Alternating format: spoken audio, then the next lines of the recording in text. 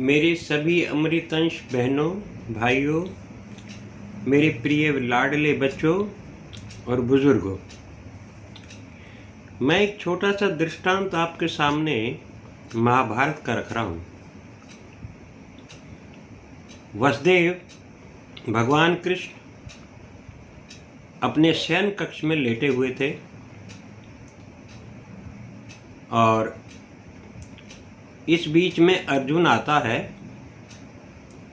अर्जुन उनके पैरों के पास आके खड़ा हो जाता है, उनकी तरफ मुंह करके। थोड़ी देर बाद वहां दुर्योधन भी आ जाता है। दुर्योधन भगवान के सराहने आके खड़े हो जाते हैं। तो भगवान अपनी आंखें खोलते हैं, अंतर्यामी तो वो थे ही। वो अपनी आंखें खोलते हैं और कहते हैं, बोलो अर्जुन, कैसे आना हुआ भैया? तो अर्जुन बोलते हैं, महाराज मैं आपसे मिलने के लिए आया था। इतने ही में दुर्योधन बोल पड़ता है, महाराज मैं भी खड़ा हूँ और आपके बहुत करीब खड़ा हूँ। वैसे तो ये मुझे मालूम है कि आप मेरे साथ सौतेला व्यवहार करते हैं, लेकिन फिर भी मैं आपके पास बिल्कुल पास खड़ा हूँ। तो कहने लगे अर्जुन, भगवान कहते हैं उससे, दुर्योधन दुर्योधन तुम ये क्या कह रहे हो? मुझे तो तुम्हारी बात ही समझ नहीं आ रही। कहने लगा, महाराज कोई बात नहीं, कल महाभारत का युद्ध तय है और मैं आपके पास कुछ मांगने आया हूँ। भगवान बोलते हैं कि पहले अर्जुन आया है भाई, अर्जुन की बात भी तो सुन लूँ। अर्जुन ने जवाब दिया फटाक से कि महाराज पहले आप दुर्योधन की बात सुन लें। कोई बात नहीं, मेरी बात आप बाद में सुन लेना। उसने कहा, नहीं अर्जुन, पहले आप आए हो, मेरी दृष्टि आपके ऊपर पहले पड़ी है। उन्होंने कहा, कोई बात नहीं महाराज, आप दुर्योधन को पहले सुने। तो दुर्योधन से पूछते हैं भगवान, हाँ बोलो दुर्योधन, आप बोलो। तो दुर्योधन बोलता है, बोला महाराज मैं आपसे कुछ मांगने आया हूँ। तो भगवान कृष्ण जो है ना, वो ये बोलते हैं कि देखो भाई, मेरे पास और तो कुछ है नहीं। मेरा मांगने के लिए आए तो मेरे पास तो मेरी नारायणी सेना है और एक मैं हूं। दो चीजें हैं। मेरा ये हाल है, तुम महाभारत तो रच ही रहे हो, महाभारत तो होने जा ही रहा है। मैं युद्ध में अगर जाऊंगा तो लड़ूंगा नहीं, शस्त्र नहीं उठाऊंगा, और तीसरा बिना पूछे आपके कुछ बताऊंगा भी नहीं, अर्थात अपने आप को शांत रखूंगा। दुर्योधन ने अपने दिमाग में सोचा कि शस्त्र भी नहीं उठाएंगे, लड़ाई भी नहीं लड़ेंगे और बिना पूछे कुछ बताएंगे भी नहीं, तो फिर इनका फायदा क्या है? तो दुर्योधन ने कहा, महाराज मुझे आप अपनी नारायणी सेना दे दीजिए। उसने कहा, दुर्योधन देख लो भाई, तुम्हारी इच्छा है, बहुत बड़ी फौज है मेरी। उन्होंने कहा, ठीक है महाराज, यही दे दीजिए मुझे। क्योंकि ये बात तो आपने, भगवान बोले कि तुमने ये कह तो दिया कि तुम मेरे साथ सौतेला व्यवहार करते हो। अब इस बात का भी मुझे उत्तर दो कि मैं कैसे करता हूँ ये। कहने लगे, जी आप हमेशा जो ना अर्जुन को आगे रखते हो और जो कुछ अर्जुन मांगता है उसे फालतू देते हो मुझसे। वो कहने लगे, चलो कोई बात नहीं, लेकिन इसका भी मैं आपको उत्तर देता हूँ दुर्योधन।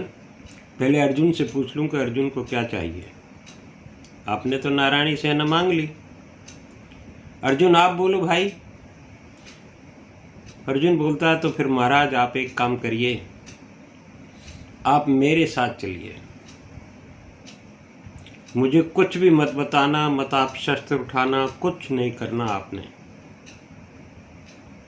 मैं कुछ पूछूं तो बता देना, ना पूछूं तो आप शांत रहना। मुझे आपसे कोई गिला नहीं है, कोई शिकवा नहीं है, शिकायत नहीं है। और अब दुर्योधन तेरे प्रश्न का उत्तर देता हूं। ऐसा क्यों होता है तेरे साथ और अर्जुन के साथ? तुम जब भी मांगते हो अपने लिए मांगते हो। अर्जुन जब भी मांगता है तो विश्व के कल्याण के लिए मांगता है, वो सबके लिए मांगता है। अब इसमें मेरा कसूर नहीं है, कसूर इसमें मांगने वाले का है। उसने सबके लिए मांगा। एक तो सबके लिए मांगा, उस हिस्से का ले जाता वो सब में से, और एक उसने अपनी आत्मा से मांगा है,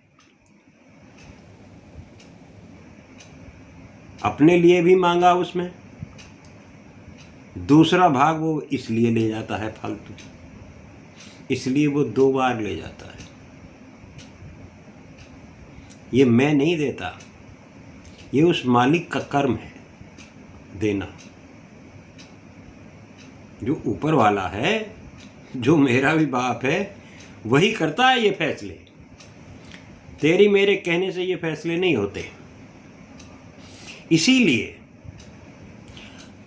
मेरी भी आपसे छोटी सी एक प्रार्थना है कि जब भी आप किसी की भलाई के लिए या अपनी भलाई के लिए कोई बात करो तो सबके कल्याण के लिए करो, कि भगवान सबका भला करो। सबके भले में आपका भी भला होगा और दूसरों का भी भला होगा। और एक भला इसलिए फालतू आपके पास आएगा कि आपने अपने लिए मांगा था लेकिन सबको साथ जोड़ लिया, इसलिए आपको 2 बार फायदा होगा। और इसी तरीके से जब हम कहते हैं कि विश्व का कल्याण हो भगवान, तो विश्व के कल्याण के साथ साथ आप अपनी प्रतिष्ठा इतनी बढ़ा लेते हैं। जब आप इस बात पे आ जाते हैं तो आपका गांव, क्या आपका शहर, क्या आपका जिला, क्या आपका देश, आप अपने देश को भी इसी तरीके से विश्व गुरु तक के ओहदे तक ले जाते हैं। ऐसे ही विश्व गुरु बन सकते हो, ऐसे ही बना जाता है। विश्व गुरु कहने से नहीं, कुछ करने से बनता है, उस परमात्मा से मांगने से बनता है। तो भाइयों बच्चों, जब भी आप किसी से या भगवान से जब खासकर मांगो तो सबके लिए मांगो, उसमें तुम्हें दोहरा फल मिलेगा। 2 बार मिलेगा तुम्हें, भला भी 2 बार होगा, जो फल मांग रहे हो वो फल भी 2 बार मिलेगा। जो कुछ आप कर रहे हो ना वो 2 गुना मिलेगा आपको, अगर दूसरों के लिए भी साथ जोड़ के मांगोगे। इसलिए अपने अड़ोस में पड़ोस में बुद्धि मांगो, ज्ञान मांगो, ध्यान मांगो, जो भी कुछ मांगो, अच्छा मांगो, जो भी कुछ मांगो, सबको साथ लेके मांगिए, आपको और फालतू मिलेगा। आज का मेरा वैसे इतना ही कहना था। भारत माता की जय। जय हिंद की सेना।